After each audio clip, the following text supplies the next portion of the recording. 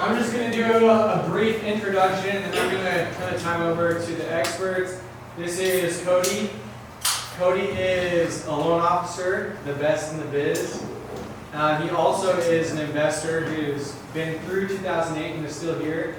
Jesse is the famous Walry mascot. If you guys don't know him by now, then you should. He's a flipper, an investor in general, who also survived 2008. Barely. And he's going to jump into that as well. Scotty is also an investor, wholesaler, my personal mentor. He's a weird dude, but we love him. He's off the grid for a long time after this. Yes, sir. Hopefully we'll dive into that too. And then this is Jan. Jan is obviously the founder of Walry, so we thank Jan for helping put this stuff together and have a platform for all of us. Jan is an amazing investor right now, although he didn't go through 2008. He's going to help run the panel, so I'm going to turn the time over to Jan. Cool. Thanks, Sam. Give it up, Sam.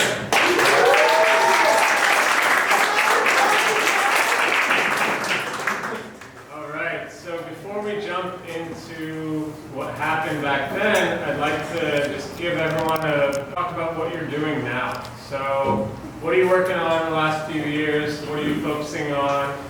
What are you excited about right now? So, Scotty? Shit. Well, I did bird like 20 times in the last 2 years. So for the 2008 lasted until 2019 for me, and I was still negotiating my way out of shit because I never filed bankruptcy. And so fucking Thach was standing in some, he came to my brokerage and talked, and I was like, oh yeah. And I birded 20 times and did construction work to make the money, and my model was working until like right now.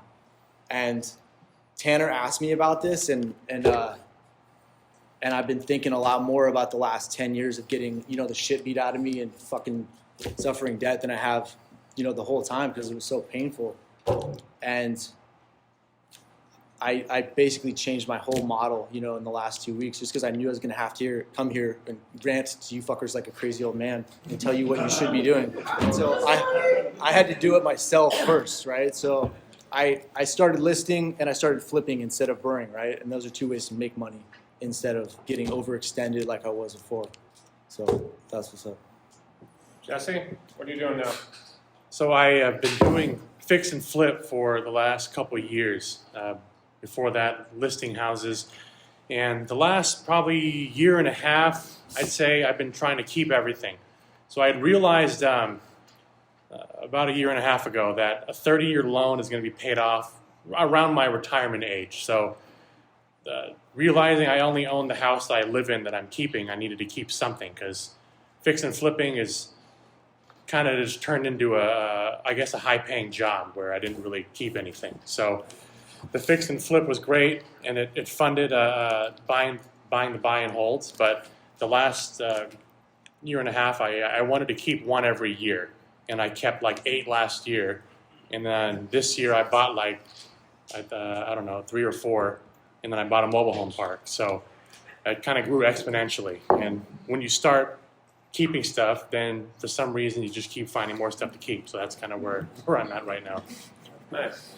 Okay. Cody, what are you working on these days? Yeah, so the last 10 years or so, I've been more of a fix and flip, and then as I work got back to normal, as a loan officer, I was able to put some scratch together, so I would do more buy and hold, fix and hold. So we used to call it fix and hold back in the good old days before Burr was a thing. Burr's way better. Good job, bigger pockets. So now I do a fair amount of Burr, and then I kind of leveled up into burring apartment buildings. So just a little bit more scale, be able to buy, like my most recent acquisition was about 2 years ago. We bought a 42-unit apartment building in Clarksville, Tennessee.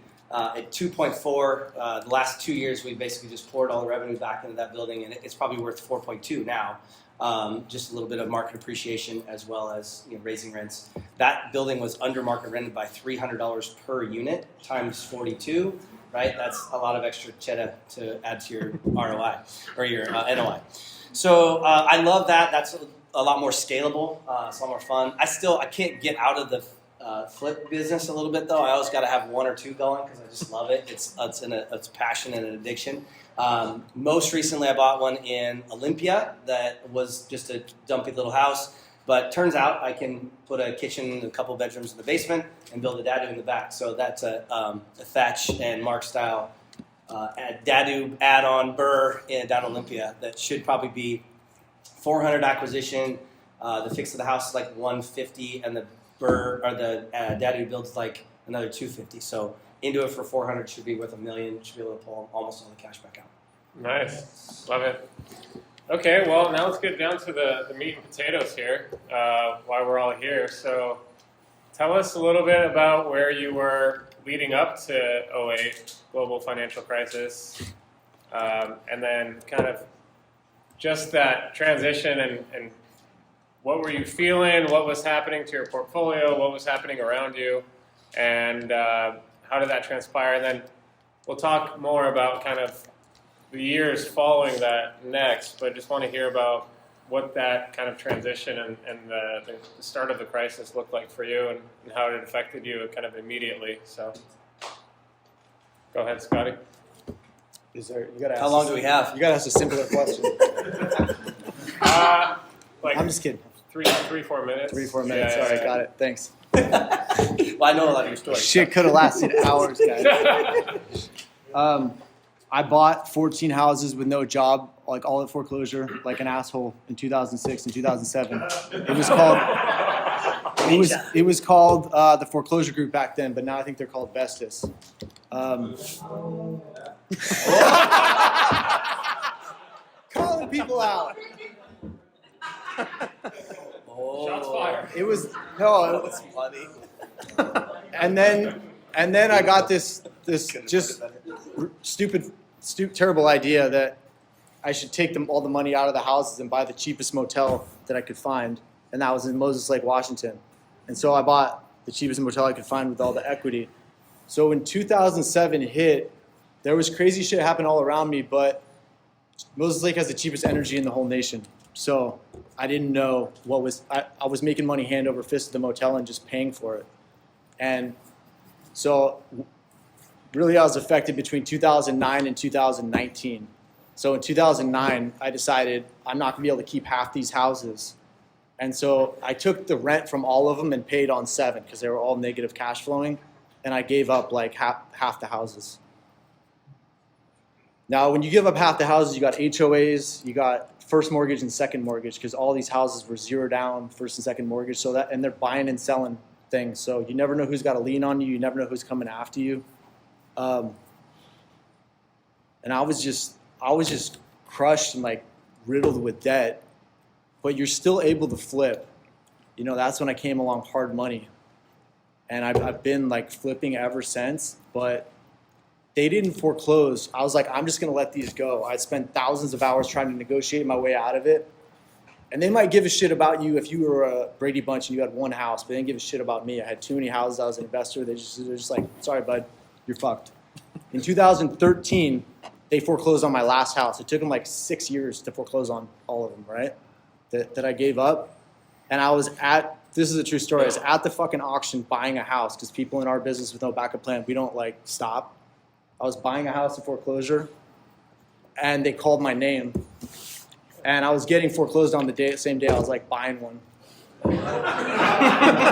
and the guy knew my fucking name too. So he said my name right. And you know, everybody started laughing at me. And I went and just sat down on the concrete and I was like, fuck. And then one of the guys walked up to me and he's like, they're not laughing at you. Like, they're laughing because it happened to all of them.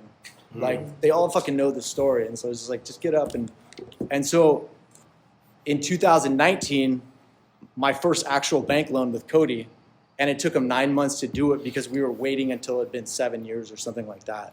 And that's when I was like back renegotiating with BCU and 15 other people and using banks again after 15 years. So, you know, during that time, my private money, like long-term, went from 9.5 down to 3.5, and now it's headed back up. But I've used private money like the whole time. So what was it that forced your hand on basically having to let half your houses go? Was it just just the dramatic drop in prices that made it seem like a worthless pursuit to keep paying them off? I took a look at Or- how far they were underwater, even though I'd bought them at foreclosure. You know, they were way upside down, and every house was negative cash flowing like $500 with 15 houses. That's a lot of money. And Because it was the 100% loans, yeah, and you were just like, well, the market's going up, and so you're picking them up, and in 2006, I was just young. I didn't know what the fuck I was doing. They're like, Yeah. buy another house, and I was like, sure, I'll take it. yeah. When houses were going up so fast then as Yeah. well, that I knew a ton of people that would buy a house and they would plan to lose $200, $300, $400 a month on it and make it up in appreciation. Right. They buy a $400,000 house and they're like, it's going to be worth $5 in 2 years. Yeah. I'll feed it. It's fine. I don't care. It's a Yeah. place to park some money or to park no money. Right. Like if Yeah. you can do it with no money. Like Why not? why wouldn't I? Yeah. Right. Until you get 10 of them and they're all losing money and then the people stop paying Yeah. and they don't go up in value and they go down in value. Yeah. You're like, Fine. where do I mail these keys? Got it. Okay. Guys, I'm only going to ask like one or two more, like probably one more question, and then I want everyone to be able to ask questions. So just hold off until I ask one more question. Jesse, tell us about that transition from what were you doing before 08 and then kind of immediately after. How were you affected? Well, I need to verify with the attorney that I don't incriminate myself before statute of limitations. So, but I basically started mortgage right out of high school, you know, among other things. And at that time, this is like 2004 or 2005, around then. I did 1 year of community college, and I closed one loan, and I quit. So, at that time, doing loans, you need no license. You need no real education. I had no idea what the hell I was doing, but I closed a refi and I made like $20,000 on it. So back then, you make points in the front, you make points in the back, you make points if there's a prepayment penalty, all of that. So I did that, and I'm like 19. I'm like, why the hell am I going to be at Bellevue Community College when I can just do one of these every couple months? And so I did loans for a little bit. I ended up at a place called Beneficial Finance, which at that time, I just got out of a lawsuit for screwing everybody and got bought by HSBC. So, It's not beneficial to be their customer. yeah, totally. So they were a subprime of the subprime lenders, right? And it was like boiler room style calling, basically out of the phone book, cold calling everybody. Their trick was they'd send checks to people in the mail, right, that you can go cash. Now you've got a $10,000 or 25% loan. But they're sending this check to people who own houses. So the idea was get this ridiculous high interest $10,000 loan, and then get them to come in and at least give them a second mortgage or refi the whole thing. So, and at this time there was a lot of the stated income stuff was going on. At Beneficial we didn't have the option arms, but that was going on too. I bought houses. I bought two houses at that time. So I bought one I lived in. I bought another one I moved into, and I was supposed to rent the other one. But I ended up getting on option arms, which was, for those you don't know, was basically a negative amortization, where you get your mortgage statement and you have 4 options on your mortgage statement of what payment you're going to make. So you can have your fully amortized payment, which no one's going to pay that. You've got your interest-only payment, which no one paid that either. Then you had something where it was a partial of the interest, and that basically took the amount you didn't pay and added it onto your balance, right? Which, I mean, you're all looking at me like, this is ridiculous, right? It sounds scandalous now when you say it. It is, but this is how we'd buy like a $500,000 house and have like a $1,300 payment, right? It was by doing these option arms. So the idea being, yeah, it's going to appreciate, we'll refi or we'll sell or something in a couple of years. But eventually we couldn't do that anymore because the value stopped going up because we all stopped paying the loan.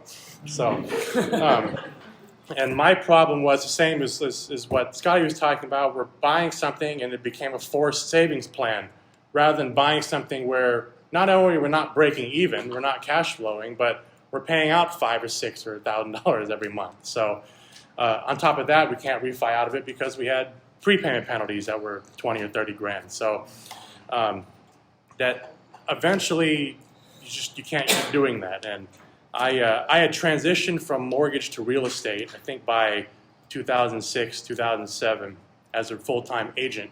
And I did the same thing as I was doing at Beneficial. I was cold calling. I was calling expired listings, which if you've started real estate in the last 5 years, you don't really know what that is. But so when you sign a listing contract, you've got an expiration date, generally 6 months or a year. At that time, you'd have 30 or 40 or sometimes 50 expired listings in a day. You can go back a year.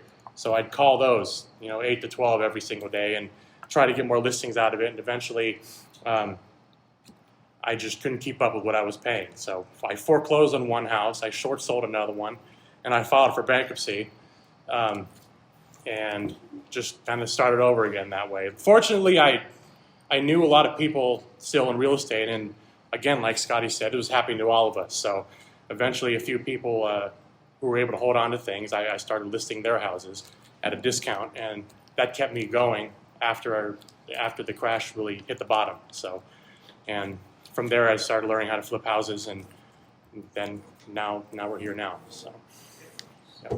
Awesome. Thanks for sharing.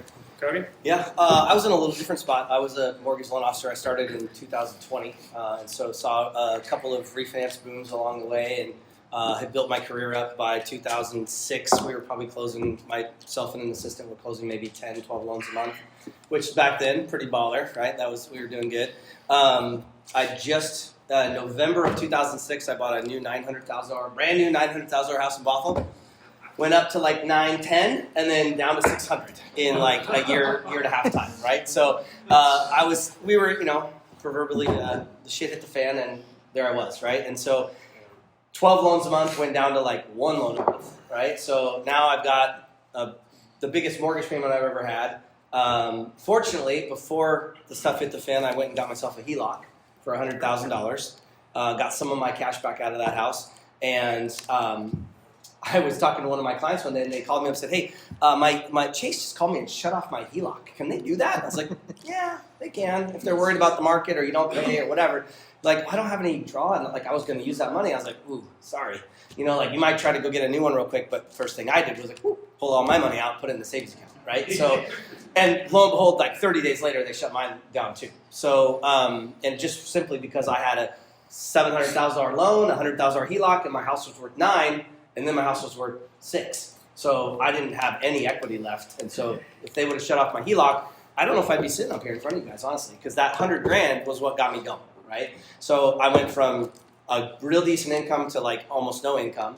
I had one assistant, and I didn't want to let her go. And so I said, well, you take care of everything here, and I'm going to go out and hustle, right, and figure out what I got to do. So a buddy of mine was buying and selling at the foreclosure auction, so I showed up at 3000 Rockefeller in Everett and stood out in the cold and stood out in the hot and stood out in the wind and started running money first for Fair Play, if anybody recognizes that name, right? Fair Play, not so fair. It's like Vestas. Ooh. No, I worked for Fair Play when they went under. Yeah. So the guy that ran Fair Play, I think he's either in jail or in some other country. But the benefit out of that was Ian Morrell is a buddy of mine, and he came out of that through the fire and started his own company, and we worked with them for a very long time. But I was running money, right? I'd get like $1 million, $2 million worth of checks. I'd go up to foreclosure and I'd help Scotty or somebody else buy with our money, Fair Play's money or Ian's money or whoever's money. And then we'd buy property at auction, and they'd fix it up and sell it, what have you. And so after a month or so doing that, I was like, well, shit, I need to do that, right? So I was making a few bucks helping them with money, and then I started buying and selling, and so I'd flip to pay the bills in the beginning, right? So it wasn't flip to invest, it was flip to pay the mortgage, flip to pay for food. And then for me, that was in 2011, that's when the market kind of bottomed out and started going back up. There was a first-time homebuyer tax credit, rates went down, so we got busy again in the mortgage world, and so we were just kind of off to the races doing more mortgages, but I never let go of that flipping and that auction. And I remember that my first buy and hold was a real failed flip, right? Like it was a flip that I was probably going to make like 10 grand on. But I had the buddy that sold it to me, because it was a short sale instead of an auction deal. He said, hey, I got a buddy that wants to rent that place. He'd pay $2 grand a month. And I did the math, $2 grand a month. I could make like $500 a month, net, forever, or I could make 10 grand once. At that point in time, I didn't need the 10 grand, right? So thankfully, things were going back good at mortgage. So I was like, I don't need the 10 grand, but I love the 6 grand a year forever, right? And then so on and so forth, right? So for me, I didn't start in the hole when things crashed, but I got reset real hard, and I just hustled to to take advantage of the opportunity that was in front of me of foreclosure, short sale, bank-owned properties, fix and flip, BRRRR, that sort of thing. So Awesome. Yeah. Thank you, But guys. real quick too, I had a ton of clients that were doing all those other things though, the 228s with a 3-year prepay, right? Like, I mean, you've got 2 years fixed interest rate and a 3-year prepay. So at the end of 2 years, guess what happens? Your rate goes way up. And now you can't afford it. And you still can't sell it because you have a $20,000 prepay, a $30,000 prepay. That loan and the option arm that Jesse explained, those were the two real reasons why things went bad, right? The non-income verification and the really scandalous loan products that should never exist. Mm. All right, this is my last question, kind of a two-part question. So what was your biggest takeaway from surviving that, right? Even though obviously it was painful for you guys in different ways. You're here, you're making money today, right? You're doing okay now. And so what was your biggest lesson from that, and what can people, or what do you do differently now to be prepared if that were to happen again, or what can people do differently to prepare for something like that?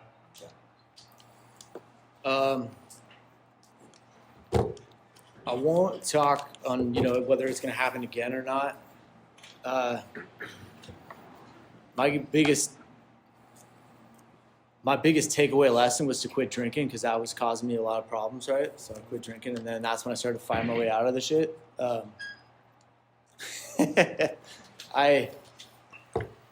If you're not liquid enough, like, I learned from Fair Play that your construction loan can just be fucking gone, right? You think you have a construction loan, maybe you don't.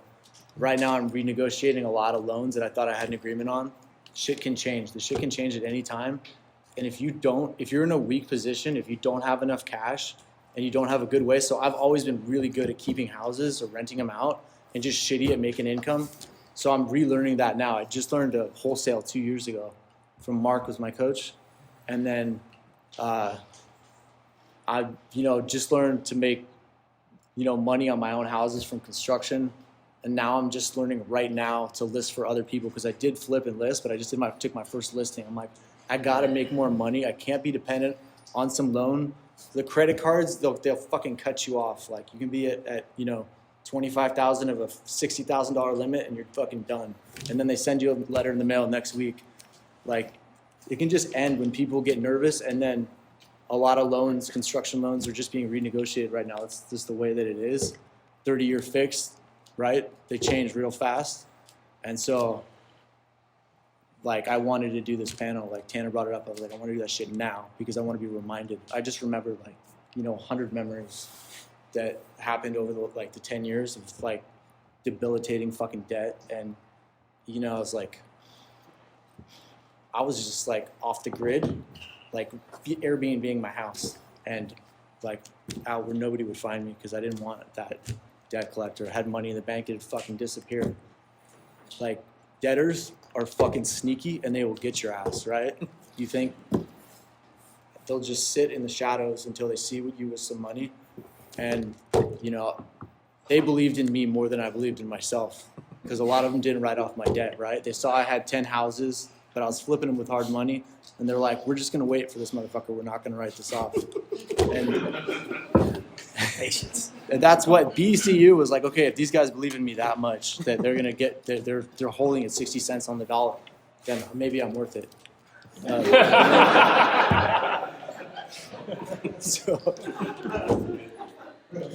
So I mean, all I know is what's right in front of me, and I know shit's changing right now, and so I just changed my model to make more income and buy less houses, and so I'm not counting on a loan that might not, be there when I need it.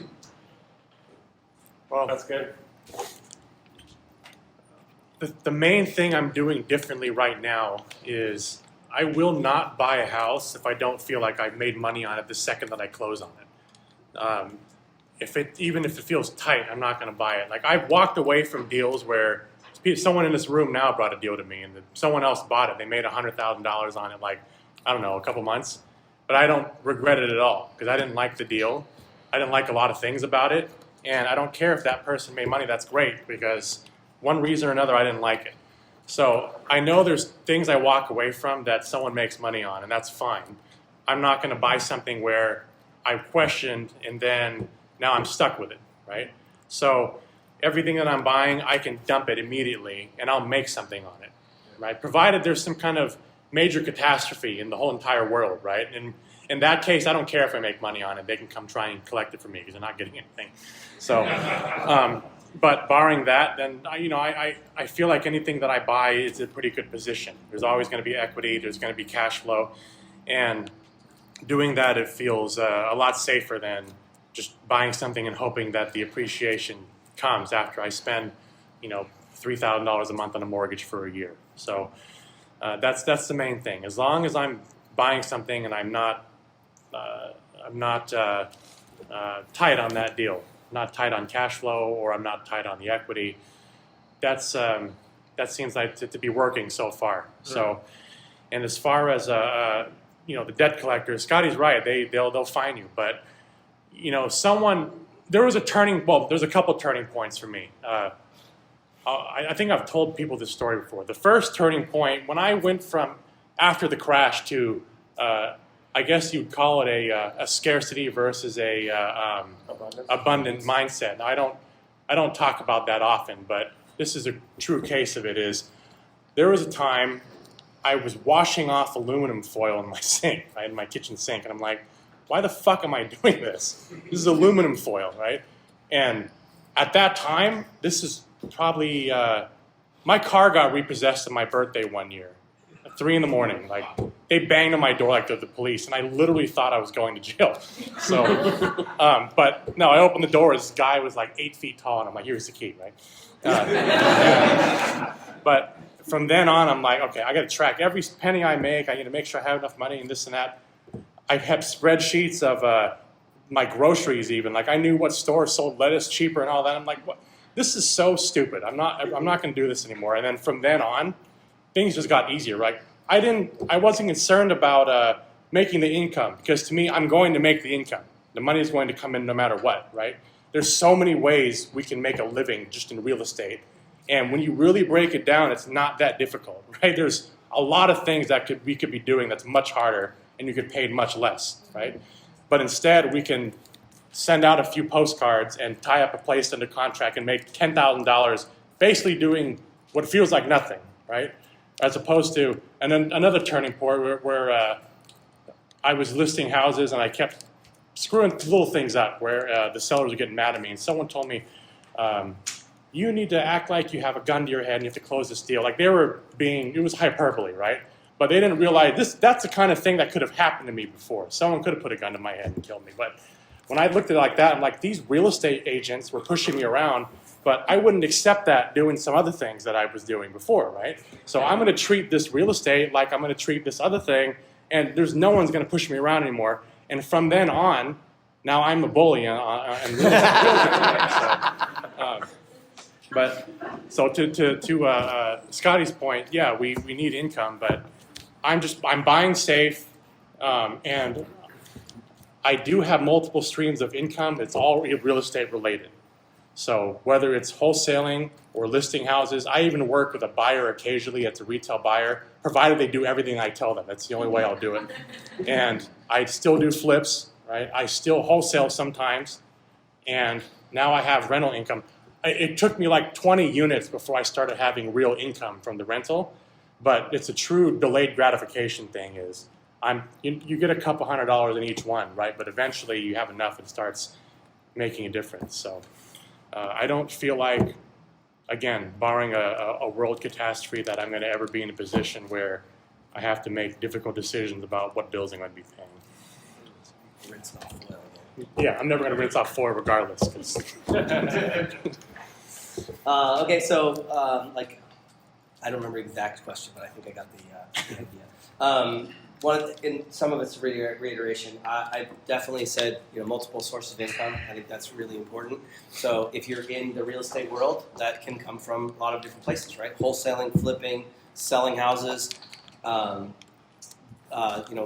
doing the burrs where you come back and get some of the money or all the money or maybe even more money out if you get a great deal. There's also there's a famous saying that you never know who's swimming naked until the tide goes out, right? And so to me that means leave a fair amount of equity in your property and make sure things cash flow from day one, or you have a way to make them cash flow very quickly. Because if you are in a position where you're feeding a property and it drops 20 or 30% in value, and now you don't have any equity left and you're feeding it, you're not going to want to do that very long, right? And here's the thing too, right? If everybody that was highly invested and highly levered in 2006, 7, and 8 was able to hold on to everything they had, imagine where they'd be today, right? You think about that. Because in 2006 was the peak of the market, right? 2011 was arguably the bottom, depending on what city and state you lived in.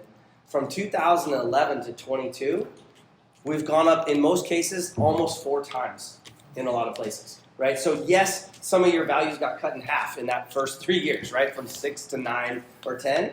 But if you had $1 million worth of real estate in 2006 and went down to 500 grand, that 500 grand would be $2 million now, right? So if you could have held on that entire time frame, you'd be way ahead of the game and you wouldn't have negative credit situations. So if you had bought things that cash flowed from the beginning and had built-in Burr-style equity, you could have had a better chance of holding on through that. So that would be my counsel for whenever it happens again, right? I am not forecasting any major housing event today or tomorrow or the next day. Sooner or later, something's going to happen, right? Like it happens, whether it's every 30 years or 100 years, whatever. The thing that I would hate to see somebody is not get involved in the market today or last year or the year before, hoping that we're going to have a 30% reduction in prices when the next 5 years could be a 100% increase in prices first, right? So if you buy today at $1 million and it goes up to $2 million and then it drops back down to 1.5, you're still way ahead of the game if you hadn't bought anything today, right? And what I will tell you as a guy that bought at the peak, like I literally bought a month before the market crashed, right? My own primary residence.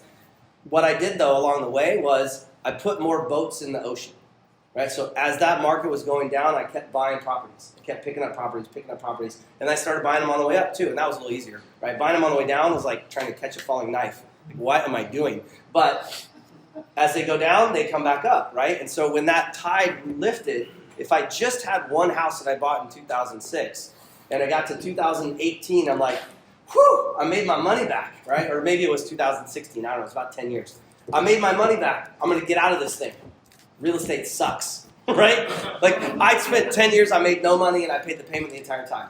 That would suck. Instead, I bought more and more and more and more as long as it went by. So when that tide came back up to level, where if I just owned one house, I'd be even and maybe looking to get out, all these other boats lifted back up too, right? So I made millions of dollars in the downturn on the way down and on the way up because I bought real estate continually, right? So if you have a way to be able to do that, I think that's important. I wrote down some other things. Have fresh powder, right? So fresh dry powder is what my financial planner calls it. Money that's ready to go, ready to be deployed in case there's a great opportunity, right? Is that a cocaine reference? You got any?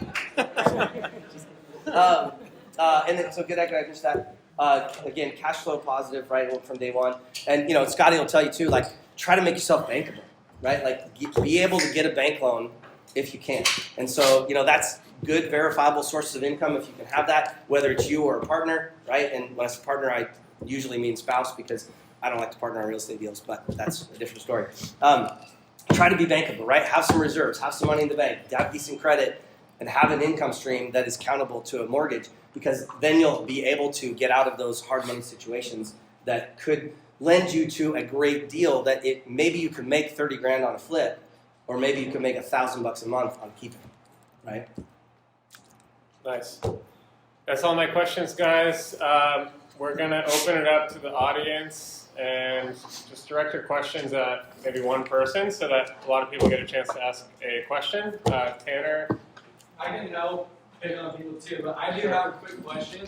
I wanted to know where your guys' assets were up until 2008, where they went after the crash, so let's say 2011, and then where they are now.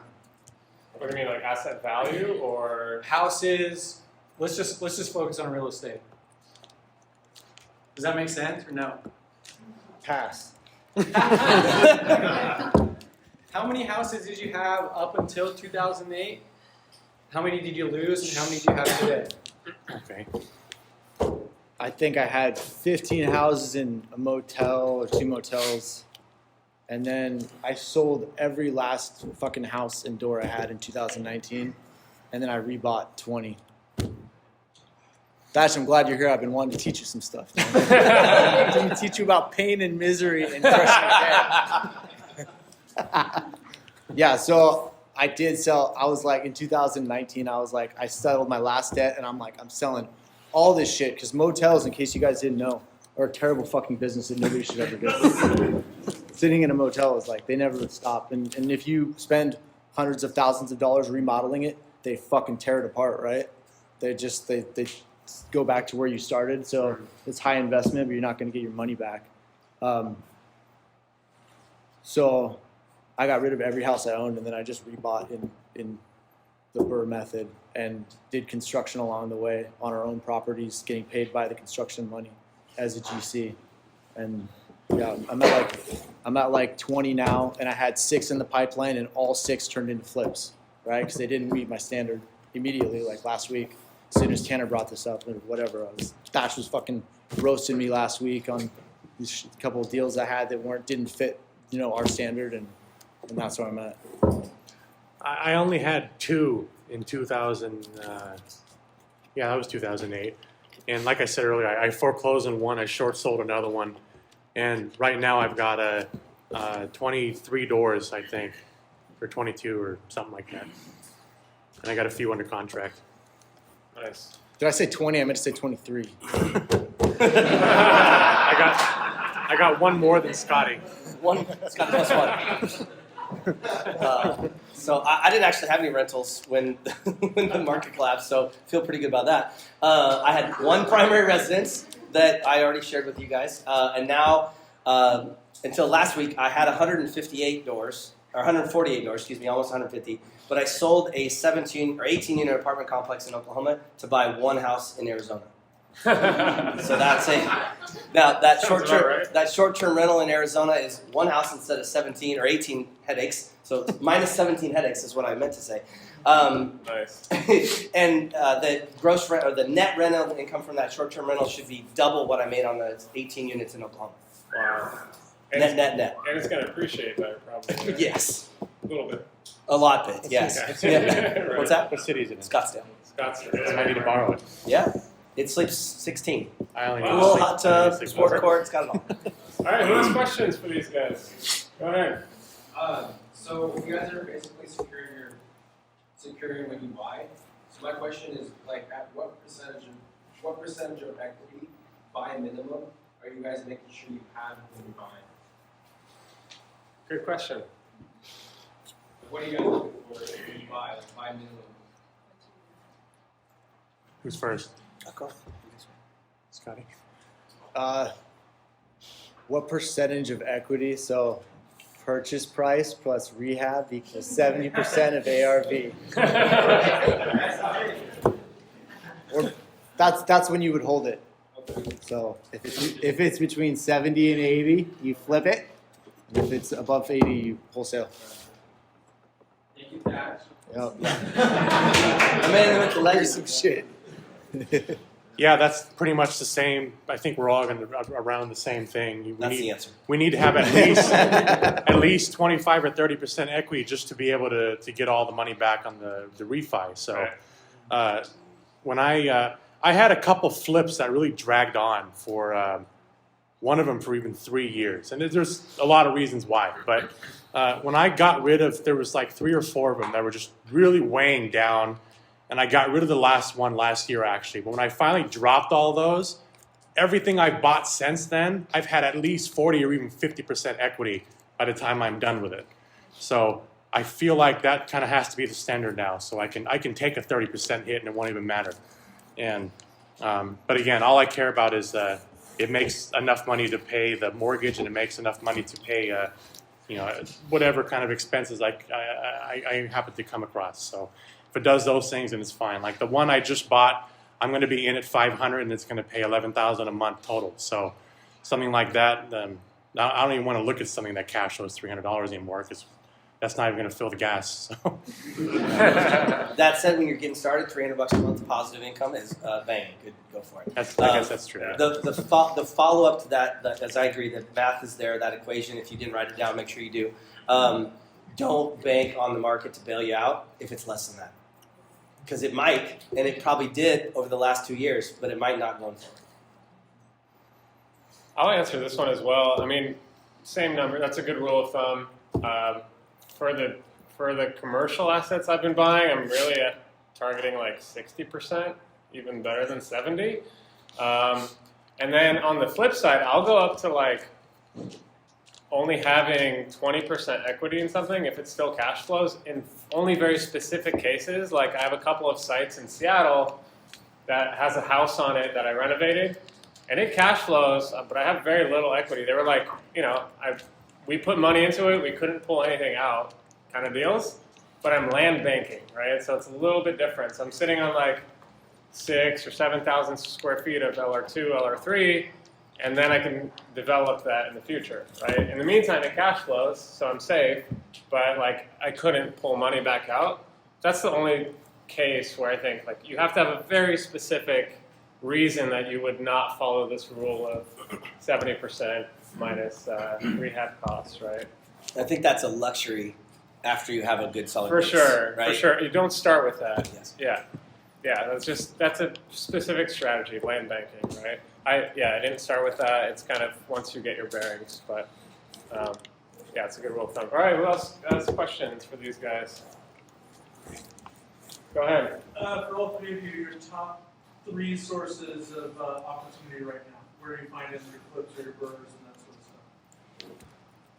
of stuff? I mean, for me, strangely enough, MLS, there's still some diamonds in the rough out there. And then probably the best place I've found deals is clients, friends, family, people that know what I do. So talking about what you're interested in, what you're doing, those are the absolute banger best deals that I've found, for sure. And wholesalers. Yeah, I think the same thing. I think I'm an agent, but I have, I realized, a couple years ago when I opened the brokerage we've got, I told my partner on this, like, it's hard for me to get deals from people I know because everyone's a real estate agent. And then when I said that out loud, I realized that was kind of dumb. That's actually where I can find a lot of deals from. So I tell everyone that I don't care about commission. You can keep all the commission, just bring the deal to me. And in some cases, you can even partner with me, put no money into it, and when we flip this, we'll split profit. That's how I started flipping, where I'd bring a deal, and they let me run the project for some reason, and we split profit, more or less evenly, and I never paid anything out of pocket for it. So that was the way I learned how to do it, and that's how I'm bringing people in to do it too. So another reason why there has to be a lot of equity in the deal if you're splitting with somebody. But there's a lot of wholesalers that it's the same thing. I give them more than the wholesale fee they're asking. And because of that, people will send it to me first before they send it to everybody else. That's how I got a couple deals lately. So there's that. And then just by being myself, for some reason, gets a lot of attention. And From the cops? Or? no, not always. Yeah, so that shirt that I was wearing, the Lowe's shirt, I think a lot of you saw that. I didn't plan on that. That just happened because I was listing the house, and I said, it wouldn't it be funny if I laid in this countertop and we took a picture, right? And that's what we did. And I'm like, wouldn't it be funny if we put this in listing? So we did. And then I got calls at midnight the night I listed it because there's like, do you know there's this guy laying in your kitchen? I'm like, yeah, I do. And then I didn't plan on fighting with the MLS over it either, but I did just because, like I said, I was just being myself. And I got $8,000 in fines over fighting with them, right? But I've made $300,000 in deals people brought to me because of that picture, right? So, I mean, I would spend $8,000 in fines to get $300,000 in deals every day if I could. So, yeah, but yeah, wholesalers, real estate agents, and just being available. People call me all the time. I mean, even some of you guys probably asking me questions, right? Which you might think they're dumb questions, but they're not, right? And I don't feel like I'm an expert at any of this, right? In fact, like I see people out here like I don't even feel like I'm qualified to be up here, actually. So being approachable and being willing to share whatever experience that I might have, people will bring deals to you because of it. So, and that's where my deals come from. I do mailers. I haven't cold called for a while, but I got a deal last month. It closed yesterday. I've been mailing them for 3 years. Probably every 6 weeks or so, they get a letter from me. They call me. I made $100,000 in this wholesale deal, and it's right down the street from my house. And they only called me because they said they got 11 letters from me. So I didn't even think about it. I just sent it.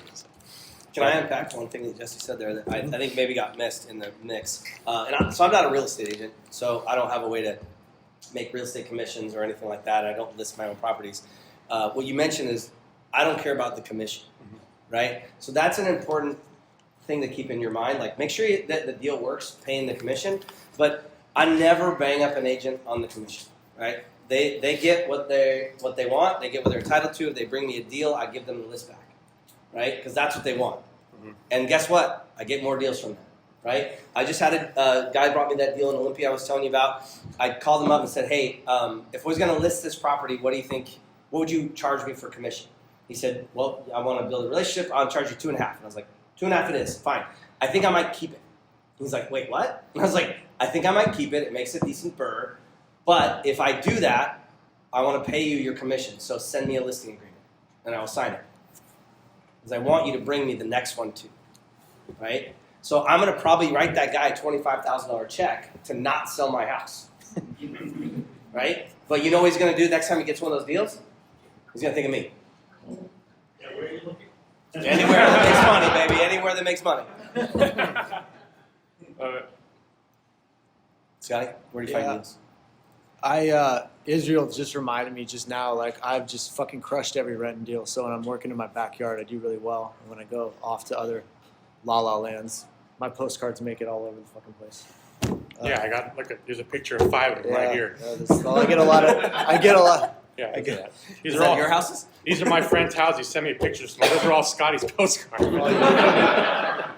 You guys will get them all soon. So yeah, I just consistency and going in your backyard or really close to the neighborhood. Like in Renton, all the houses flood, so flippers get themselves into a lot of trouble. Knowing shit like that. So, or if I'm given, sometimes I'll give somebody a construction bid. I'd never do any construction work for anybody else. But if I give them a bid, Tanner got me out of the construction business. That's how I met Jesse too. That was an accident. I'll answer this one too. We've had good success recently. We hired a full-time cold caller in another country that just has a pretty good American accent. They just call 8 hours a day. We're getting like 6 to 12 leads a week from that, and then our sales manager internally follows up. What are you calling? What are we calling? We're calling mobile home parks. Yeah, there's about 35,000 parks that are above 25 spaces in America. We're calling every single one of those. Yeah. So it's working well though, and our average fee is quite high. It's like $110K. But we're closing about one a month right now. So we haven't closed one this year, but we have $550K closing next month. So interest and fees. It's working well, and cold calling is hard work. So if you can get someone else to just do the initial info call, the seller raises their hand, and then you can have someone that's like internal, get it to closing, right? Then that's quite a bit more efficient. Just depends on your skill set. Maybe you're really good at the whole process. I'm terrible at it. Like as soon as someone starts telling me about their grandma's sick and their dog is not doing so hot, I'm like, you want to sell the fucking house or not? But my partners are really like patient and warm, and I just come in to close and talk technical details, right? But outsourcing cold calling we've done just for the last 6 months, and it's really working well. Getting up just about one contract a month, but again, our average fees a little bit above 100K, so it's enough for us. All right, who else has questions? This one's for Cody. Just having that extra eye on the banking system, do you see any correlation with 2008? Did you see something like that happening again in today's market? Yeah, that's a great question. There's a few things that are different, right? I mean, the home price run-up is very similar, right? And that's what's got people worried about it and thinking, oh my gosh, what's going to happen? As somebody that went through that on the mortgage side and is still in the mortgage world now, there is a vast difference to the people that are buying houses today versus people that were buying houses in 2005, 6, and 7 as we ran up to the crisis. So Wall Street's still greedy, right? There's still loan products out there that you might like, I don't know. But back then, for those of you guys that didn't see this happen, right? I remember being in my office, and I was relatively new loan officer still. I was in the business for 5 years. Every time you turn around, there would be a new product that would go a little deeper, right? A little less credit score, a little less money, a little less verification, a little less this, a little less that, right? More down or less down payment, right? And so I remember taking in an application. I'm like, ooh, I don't think this one works. And one of the guys next to me was like, just wait a week. They'll come out with a new product. I was like, yeah, you're probably right. We put it on the side and say, hey, I'll call you in a week, right? And sure enough, right, the new account rep comes around from Fremont or Beneficial or whoever it is. Like, hey, we got a this, that, and the other, right? I'm like, sweet, that one works now, right? And we would get them a loan. That does not happen now. Now it gets a little harder as time goes by. And I remember there was a website called the Mortgage Implodometer, and it basically just tracked all the mortgage companies as they imploded, right? There was, gazillions of mortgage companies, and they went down to like 7, right? So the market is dramatically different from a credit quality standpoint, from a documentation standpoint. The people that are buying houses today can afford to buy houses, right? They have decent credit. They have some skin in the game in most cases, right? Who's a real estate agent here? Oh, wow. Okay. So who lists houses in here? Let's talk that stuff. Okay. Lots of people. So when you put a listing out, how many offers you get? More than one? Yeah, multiple. Right. So how many of those offers are you accepting that are zero down these days? Zero. Right. So yeah, you can still get a zero down loan, but how many of those people are actually buying houses right now? Not a bunch, right? Who's buying houses? Cash. Right. 27% of the home buying public is cash right now. The quality of people buying houses right now, totally different than 2006. And insult to injury, I also don't think that we're going to have a big housing correction anytime soon because we haven't built enough houses. Right? We've not built enough houses over the last decade and a half because remember what happened in 2006, 7, 8, 9, right?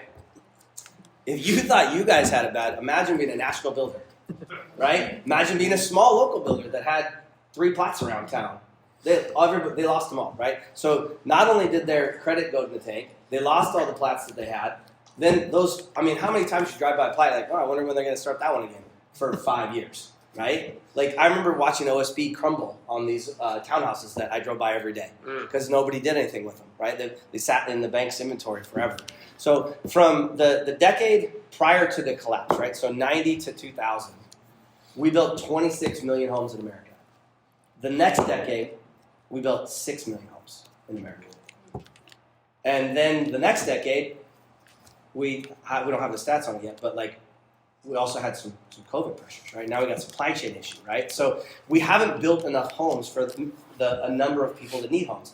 Meanwhile, in that same window of time that we built 20 million fewer homes that went from one decade to the next, the number of household creations, right? So not population, but household creations. So if I get married to a girlfriend that had an apartment and I live in a house, that goes from 2 to 1. So it goes down, right? If your kid graduates from college and goes out and wants to buy a house, that's an add-on of 1, right? If you get a divorce and there was 2 people in one house and now there's 2 houses for same 2 people, that's a creation of 1. That household creation number went up by 20 million. So not only did we not build 20 million houses, we also added 20 million households over that 2-decade period of time. So the fact is that we don't have enough supply for the demand that's out there. So until something changes, which they're changing, right? Snohomish just added, basically you can build a DADU or an ADU on anything, right? They're looking to abolish single-family zoning in all of Washington State. They've already done it in California. So we're going to be able to squeeze more homes into the building places that we have. But I work up in Bothell, and they will not move that growth line. And they said they're probably not going to move it in the next 5 years as well. So the unfortunate land bankers that are buying just on the other side of that line, they're going to have to wait, right? Will it work someday? Yes, 100%. But right now, no.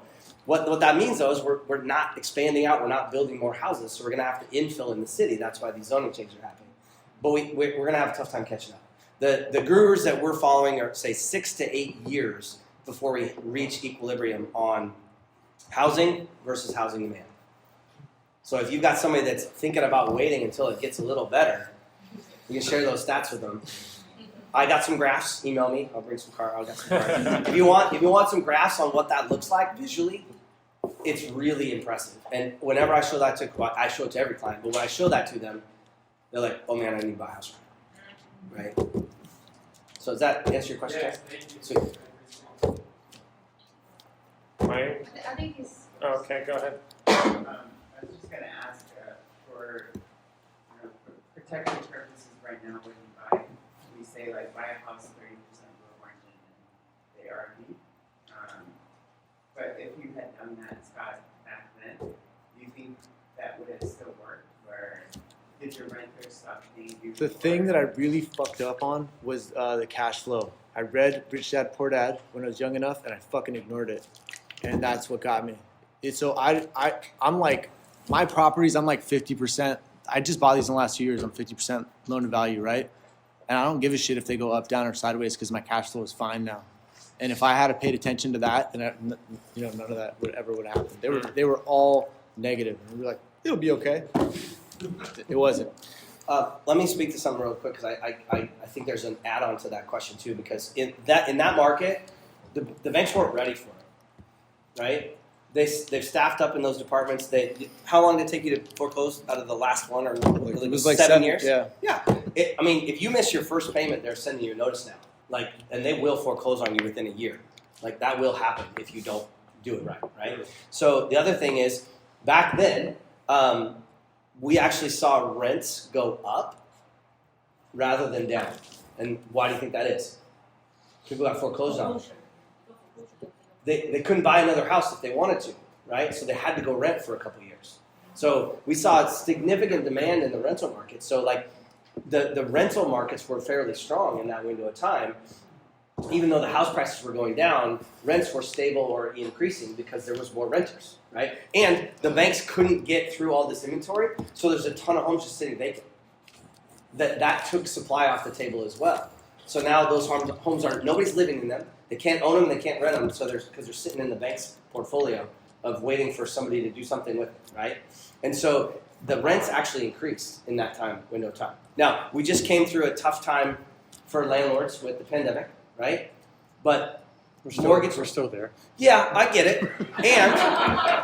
And when it first hit, now, I fortunately had really good luck with all my tenants paying, but the tenants that couldn't pay or didn't pay, we sent them all the right stuff, right? And I'm in a bunch of different marketplaces, but in like Tennessee, I got every dollar back of rent that wasn't paid from community organizations, right? The Red Cross, Blue Shield, the whoever it was, I don't even know, Volunteers America, whatever, I don't care.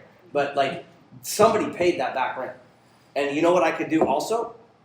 Is if I wasn't getting all my rent, I could go to the bank and they're like, "Oh, you want some forbearance? Sure, you bet, no problem." Right? Because they remember what happened in 2008 too. Right? They took back all these houses. They didn't want them. Banks don't make any money on foreclosures. They don't make any money on short sale. The only money gets made by the attorneys. They write up all the paperwork, right? So, and no offense to attorneys, like you guys deserve it. But they didn't make any money on foreclosure, right? And I actually just had a client that got foreclosed on in the last couple of months. And I'm like, how did that happen, right? Your house went up in value so much. It's like, well, this, that, and the other. I had a lot of excuses. But he got a check because he owed $300,000 and the house sold for $400,000. The bank's required to pay you the overage, right? The bank doesn't make that money. So when everybody says, "Oh, the bank wanted to foreclose to get all my money," that's not how it works, right? They can't keep it. So they don't want to foreclose. They don't want REO. They don't want that bank inventory anymore. So if in this pandemic they were a little more prepared, they were a little more advanced.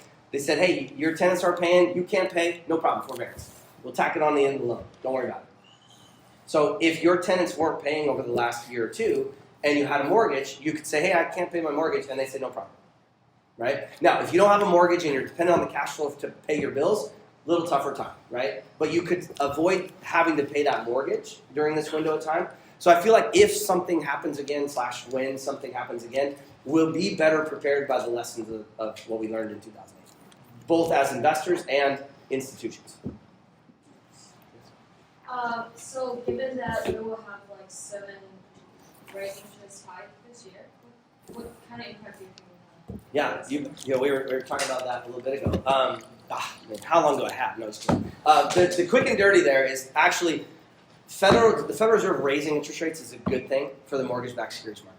Because right now what's happening is inflation's rampant, right? We're like, I don't know, almost 8% right now, right? So what that means is if a mortgage company has a bazillion dollars worth of mortgages at a 3.5% coupon, right? That means they're on $1 billion, they're earning 3.5%, right?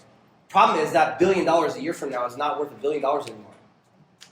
They're going, if inflation's 8% and they're getting 3.5%, they're in the hole 4.5%. So they're losing money issuing those mortgages. They won't do that long, right? So what happens is they raise interest rates, right? They think, man, I'm not going to get, my dollar isn't going to be worth $1 in a year from now. It's going to be worth 94 cents. Nobody wants that, right? So they raise the interest rate to counterbalance inflation. The Federal Reserve raising interest rates cools down the economy and will calm down inflation. Now, can they do it this year? I don't know. Can they do it next year? In that window of time, probably.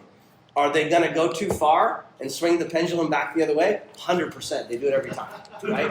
I'm not smarter than the Fed. I'm not pretending that. But it's a delicate balance, right? And the pendulum tends to swing faster the more we advance as a society, right? So they're going to go to, they've already went too far, right? They had negative interest rates for a long period of time, or zero interest rates we haven't had a Fed increase in 3 years, right? We kind of forgot what it was like, right? So that last 3 years, they should have been doing something. They didn't, right? Well, everybody's riding high and cashing checks and spending money. It was great. But now we're at 8% inflation. Like, oh shit, what do we do? So now they're going to swing that pendulum back, and we're not going to land in the middle, right? We're going to swing back this way. So now that means that then what happens when they swing it back this way too far? Guess what they do? They lower interest rates, right? And if you look at the history of the Fed funds rate, right, it doesn't regularly stay level for very long. This last 3 years has been, it's been very good for me. Like, it's probably been good for you guys, right? It's great. But now we're entering more of a normal time frame. So the bigger issue, though, and why rates are continuing to go up is, number one, we still don't have inflation under control. But two, 2 years ago, the mortgage world ground to a halt when the pandemic hit. So when we issue mortgages, we pull up your mortgage and your mortgage and your mortgage, and they get pulled up in the secondary market, and then some big pile of money somewhere on Wall Street buys them, right? And that big pile of money buys them and sits on them, and they're happy with their 3% rate of return or whatever it is, right? Because it beats inflation, right? The target inflation interest rate, 2%. We're at 8, 4 times that, right? So if inflation's 2% and I got gazillions of dollars I don't know what to do with and I can't go dump it in the market, I want to protect it. I don't want it to go down, so I buy something that pays me 3%. So I make a little bit of money, but I protect my money. So now if we get inflation back down to 2%, you'll see interest rates probably come back down. But so when the mortgage market ground to a halt because, one, we didn't know what was going to happen with the pandemic, right? Is anybody ever going to pay a mortgage again? I don't know, right? So I don't want to buy those things, right? I don't want to buy those things. And it became a big thing, and the leaders in the mortgage industry had to sit down with Congress and like, you guys have to fix this. If we go, you all go, right? Like the mortgage, and we learned this from 2008, right? If the mortgage market goes down, the whole economy goes with it, right? So they had to provide liquidity in the mortgage market, which meant they were buying mortgage-backed securities, and they were buying treasuries. So that purchase was what drove rates down because they said, we'll gobble it up. Whatever you guys issue, we'll buy it. And so if you have a supply and demand, right, not the same amount of demand or the same amount of supply and a massive amount of demand, what happens? Prices go up, right? And so in the mortgage world, as the price of a mortgage-backed security goes up, the yield or the rate goes down. So they were gobbling up. They bought as much as they possibly could. In October, November last year, they said, hey, we're going to stop buying mortgage-backed securities. And that was when the party was over, right? That's when rates started to decline. We left the 2.5s, the 2.75s. We got up to 3, and we're like, oh, we better buy houses, right? So everybody got crazy and they bought houses. And then they're like, no, really, we're going to stop buying these mortgage-backed securities. Then we went from 3 to 3.5. And then in the last, 6 weeks, we've lost a full percentage point in the market, right? So the average bear 30-year fixed-rate mortgage between 4.5 and 4.75 today. 6 months ago was 2.75. Right? It's a massive increase. Now, people are still clamoring to buy houses, so we have price elasticity up to probably 5%. When 30-year fixed rates gets over 5%, I don't know. I don't know what's going to happen. We'll see. We might see a calming down of demand of houses. And what do we talk about? Calming down of demand. What will that do to prices? Settle them in, right? Maybe we can build some inventory for Pete's sake, right? Like that would be great.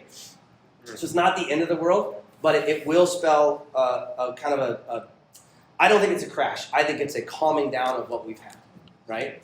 So they've said that they're going to stop buying mortgage-backed securities, and it looks like they're going to be done buying new stuff by the end of the month.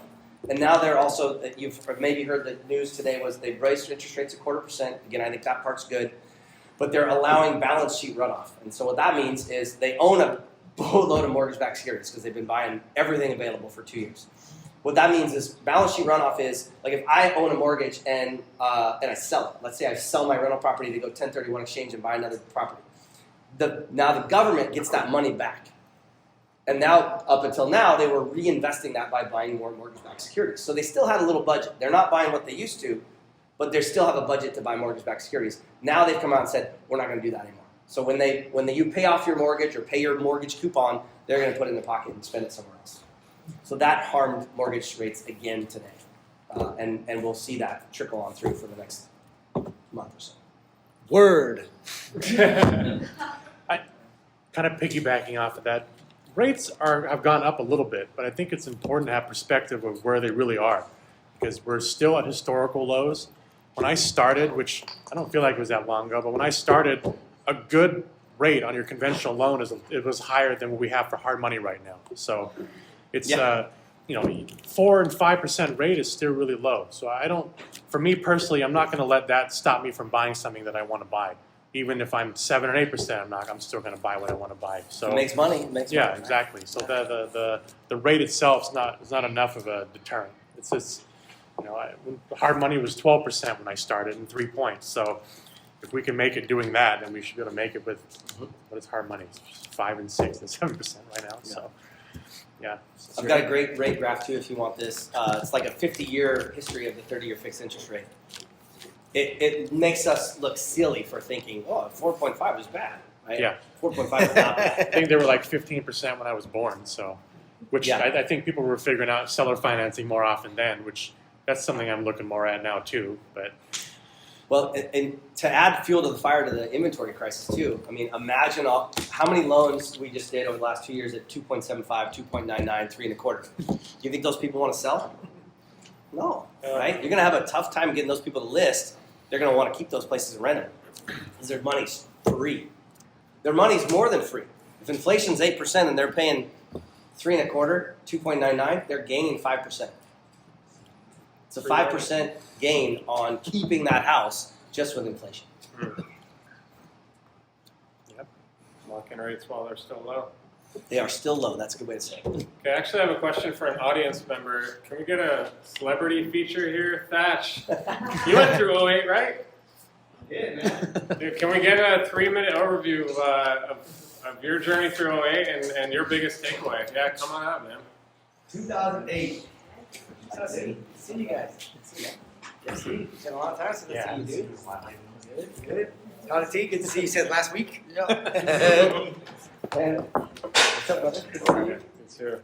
2008. It was I think my biggest lesson in 2008 was I just finished building a 251 unit apartment building in downtown Seattle called Moda. You remember that? oh yeah. And I had it all done, and it was underneath construction loan, and it was all leased up, and the bank decided, it was the banking price time, and the bank did not, United Commercial Bank did not want to convert that construction loan into permanent financing because the bank was losing money. They didn't want to take on a $40 million note, so they decided they don't want it. So they told me, you got basically 90 days to pay me off, or I'm going to repo your building. And so, I know, right? Crazy. And that was probably one of my hardest time in real estate because I worked so hard building it from scratch. We got it all leased up in a relatively quick time, a year. and then the market changed. And I would say that my biggest lesson, you guys, in 2008 market is number one, you got to make sure if you're ever going to partner with people, you better be in bed with them for a long time. Because when the shit hit the fan, my partner ran out like a little bitch. Because they didn't have enough money. And so what I had to do, I had to make a mortgage payment.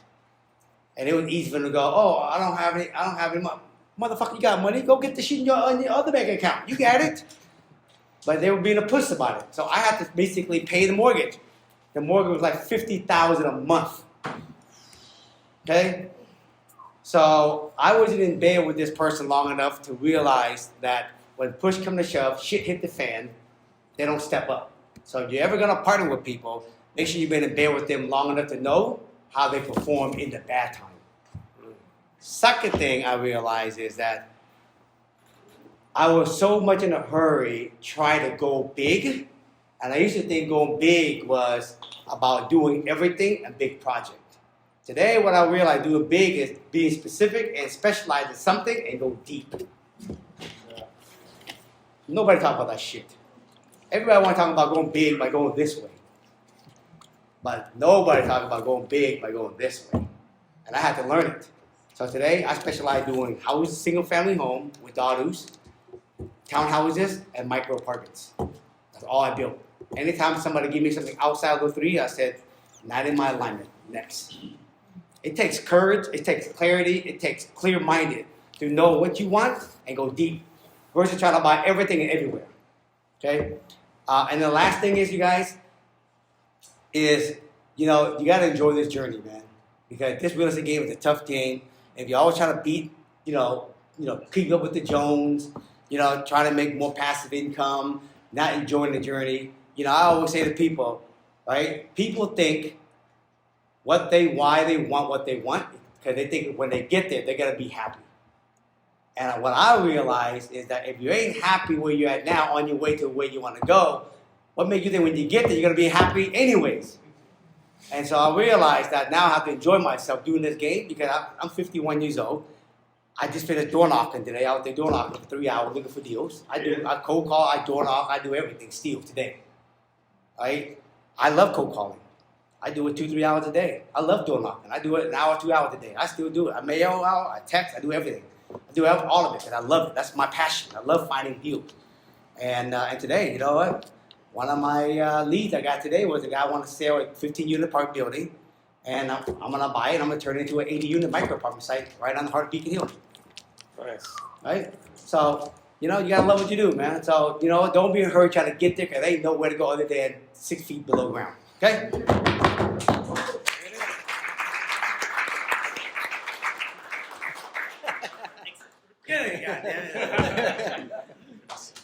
Thanks, Thach. Hey, welcome, brother. All right, guys, that's all we have for you. Thanks for coming. Give it up for these guys.